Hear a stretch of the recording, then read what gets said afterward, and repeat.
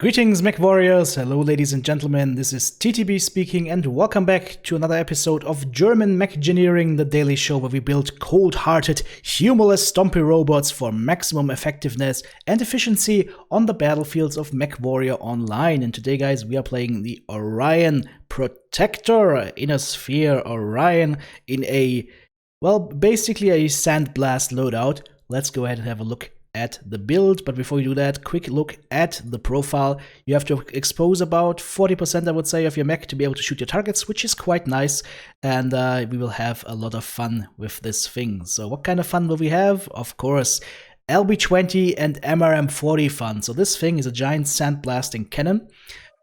Total alpha strike damage of 60, 70 kph speed from the standard engine 300, no heat sinks, just 4 tons of ammo for the LB20 and 3 tons of ammo for the MRM40. We could go ahead, if you really want to, if you feel you're starved for ammo, or if you want to add an AMS here, you can remove a little bit of armor from the head and a little bit from the left arm and the right arm. It's not a problem, and just get an AMS here with some AMS ammo, or you could also add a heatsink if you wanted to, but it's not really needed, guys. This mech runs quite cool on its own. It is not a problem. Now look at the armor on this mech: 88 on the side torsos, 128 on the CT. This is basically the on the level of an assault mech. This thing is quite tanky in the armor department, so you're going to have a lot of fun with that. Alright guys, let's have a look at the skill tree. Third take on this one, because I realized 2 times that I had done an oopsie and misbuilt it a little bit, but that also happened to be really good because now we have an improvement in there. So we take the left side of the firepower tree for high explosive 1 and 2, missile spread 1 and missile rack 2, and then on the right side we do something neat. We take Gauss charge 1, which doesn't do anything for us, but it saves a few points on our way to magazine capacity 1 and 2, and we can even pick up LBX spread 1 on the way. And because we're doing this, we're actually saving enough points here that we can go into the survival tree and we can take full armor hardening, which is really, really nice, and a lot of these skeletal density nodes as well, to make this mech as tanky as possible, so that we can go in from, let's say, 500 meters range or so, 550 with the MRMs, and then as we get closer, we start chaining in the LB20. As soon as we see open components, the LB20 is going to just tear through them. So survival tree, pretty nice to have. We take all our armor hardening nodes, as I already said, all the skeletal density. Then we go into mobility, and we take full mobility to make this thing move as fast as possible. That way we have a fast medium range to close range striker / brawler, which is a really, really nice build to have, because you're able to engage at a lot of different ranges and make sure to do damage and feel nice while you're doing it. We don't need anything in operations. This mech runs quite cool. I do take sensors, however, because I want to have seismic sensor 1 and 2 to be sure that for example, if I'm standing at a corner and I want to know whether there's something around the corner or not, seismic helps a lot with that. And then in auxiliary, we take, well, expanded reserves, advanced salvos 1 and 2, and the 3rd consumable slot. So you could do UAV and double RD, or you could go with the cool shot, of course, if you're afraid that somebody is going to hit you with a flamer or something. So that is basically the build, guys. Let's go ahead and take this thing to the dropship and see how it performs. I'll see you there. And here we are in our first match, guys. It is Hibernal Rift. Hibernal Rift, Hibernal Rift, it does not matter. It is cold. Well, and we have some volcanoes, but that's alright. So let's go ahead and rotate your potato around the middle and try and find some targets here. For example, Foxtrot. Yeah, wait for our teammate to cross, and then we shoot him with our MRMs as well as our LB20 and back into cover. The beautiful thing about this mech is, guys, you've got an optimal range of 400 meters for both your weapons, and you can even shoot the LB20 beyond that. So basically, what your MRMs can reach, your LB20 can reach, and this guy will be reached by the LB20 to the face. Yeah, that Wolfhound is gonna be suppressed a little bit at least. Let's stop our Arty here over that on that right corner. Hope that teammates don't walk into it, and try and hold a little bit for now. Because if you look down at the radar, guys, you see that our teammates are a little bit slow in moving forward. So let's be careful here. Let's instead shoot the Cyclops again, twist and turn, and not get hit back. That is beautiful, and we might be able to get another shot in here. Junk! Yes, we did. It should actually almost open up his side torso. Very, very nice. I don't want to tangle with that Cyclops in melee. He's got lots of rocket launches and other nasty, nasty stuff. So, Instead, we'll just follow our Annihilator, that's perfect. Give him a nice little shot from our MRMs again. And that all didn't hit, but that's okay. If we just get a few shots in, we are going to be a happy camper here. Unfortunately, I did get no shots in right now, and I want to get out of the range of that arty strike. And teammate up my ass, and that makes me eat the artillery strike. Guys, if you see somebody moving backwards, assume that guy doesn't have eyes on his back and move your mech accordingly. We are a little bit off to the left or to the right, so you don't block that person. That would be very, very nice. That's just good driving skills. You can learn them at your local driving instructor. Speaking about driving instructor, this guy is gonna need a second leg because he just lost one. Let's try and see if we can get in around the corner in time to murder him thoroughly. And no, we couldn't. Okay, well, close one, but no cigar. That's alright. I'm just gonna go in on Bravo instead. He's brawling with one of our teammates, and we'll just go in behind him, into his back, crit out both his LB10s on the side torso, on the right side torso. Very nice. And now we go in on the blackjack and leg him. And since we legged him, let's see if we can bag him. No, we can't. Damn it. No joy here for the second time. Maybe we get some joy here on that enemy Timberwolf. Side torso open, LB20, side torso gone. Beautiful. And Marauder 2 is also gone. Very nice. So let's see what we can find over here. Still more targets down below. I see a Mad Dog coming in. Let's give him a few of our missiles and convince him to move away and help our Annihilator friend here, since he's pushing forward so graciously.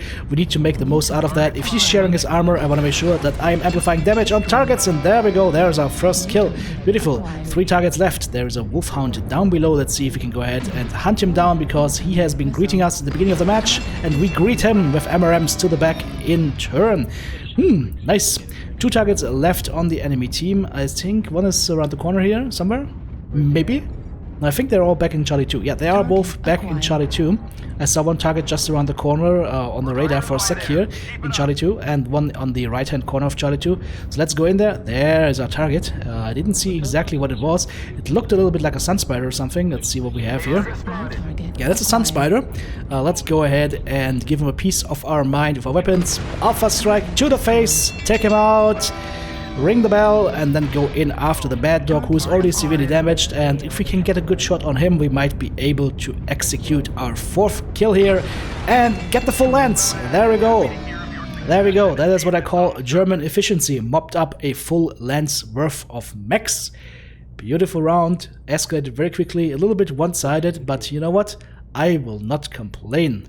4 killing blows, 7 assists, 523 damage done, 7 components taken out. Guys, if you like this content, go ahead, check out my Patreon page, become a supporter of the channel, and join us in the journey. Okay, let's go ahead and jump right into the second match and see how this mech performs over there.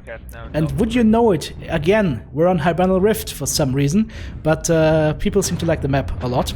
So let's try and find our bearings here. Our teammates are pushing in through Charlie 4 right now, and that means we need to hold down the fort for a second here. We can't be pushing into the enemy too hard. That was a nice UAV. We see the whole enemy movement, and yeah, as I said, if we push around the right hand side corner, you actually risk too many enemies turning around and just shooting in the face. So I'm just gonna hold the middle here a little bit, drop down the artillery strike, and hope that it hits something, which it doesn't, sad face, but that's okay. We'll just hit something in return here with our MRMs and our LB20. That was a big Marauder 2 around the corner here, and he's still there. Okay, let him have some more missiles and the LB20. We don't hit everything, but that's okay, guys. We have got plenty of ammo. We've got plenty of ammo to spare. So, oh, hello, traffic jam. Let's get down there and go on the Night Star, who wants to die. Check out his side torso together with the teammates, and they kill him. Beautiful. Let's push around the corner here and try and see what we can make happen. Maybe there's a straggler around here, because if there is, we will just pounce on him. Yeah, the enemy team is a bit slow to realize that we're actually rotating here, and this poor linebacker is gonna pay for that if we can move forward a little bit. There's also an Atlas up there, which is going to be my primary target because he's big and juicy. He's also blocking the linebacker.